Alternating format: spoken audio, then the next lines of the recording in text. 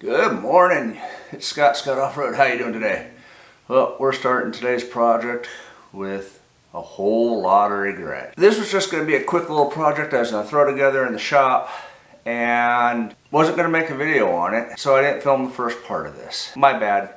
I'm sorry. Got it all put together, measured everything half a dozen times, finish welded everything, and yeah, I forgot to measure one small part, and now I can't unfinish weld everything and adjust. So now I got to figure out how to re-engineer. We got to fix. What we're working on is the traction board mounts for the back of the JK.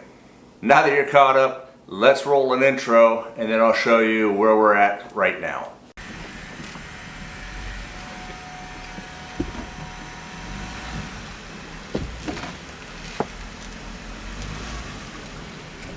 Alright, what I actually started with is some scrap, angle iron, and an old chunk of bed frame.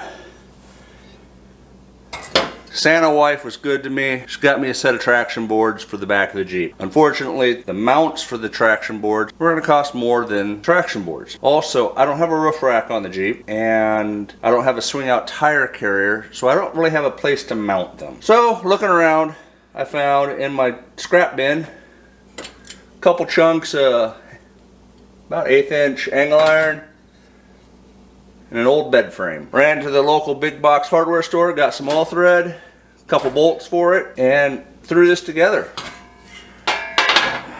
Here's the 2 pieces of angle iron here.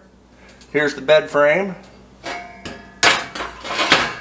All thread welded on. I even went as far as drilling holes in the all thread so I can put pins in it so the bolts won't walk out. Alright, so here's the bracket in place. Just held on with a ratchet strap. Again, I'm really happy with the way this looks. What I realized is there's about 1/4 to 1/2 inch difference in length between the mounting bolts here and here. So, going short ways.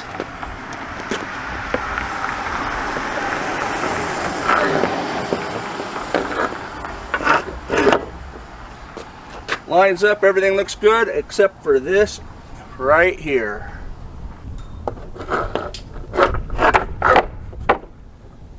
Again, goes on great.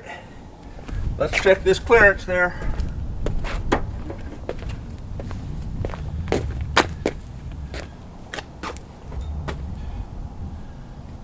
Right there is where I hit.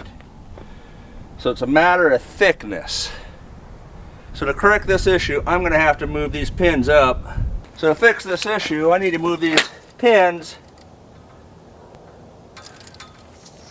about 4.5 inches up. So let's get back in the shop where it's relatively warm. So to fix this, these pins need to be brought from here up here.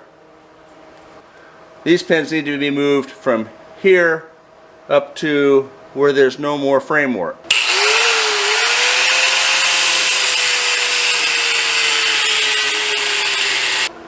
So I need to bring these pins about 5 inches up, 4.5 to 5 inches, so we'll go center. We are about 3 inches short, and we have 4 inches here. So we'll cut this end off, bring it up here, weld it on, recenter the pins, re-weld the pins.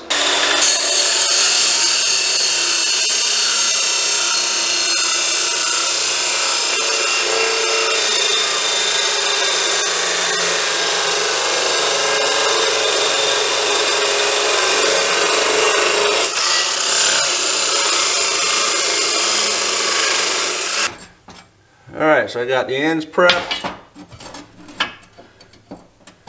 Let's get these tacked and put on.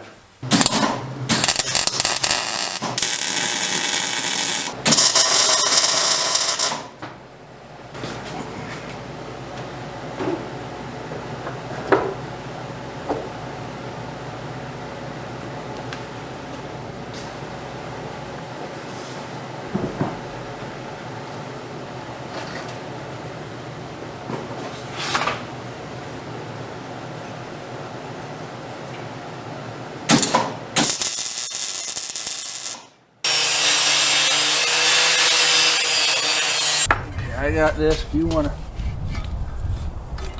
handle. Well, that'd be a good time to do that. Put it on, test. Hey! Wait a minute. Yep, you even had the right one on. You got the wing nuts and stuff? Yep.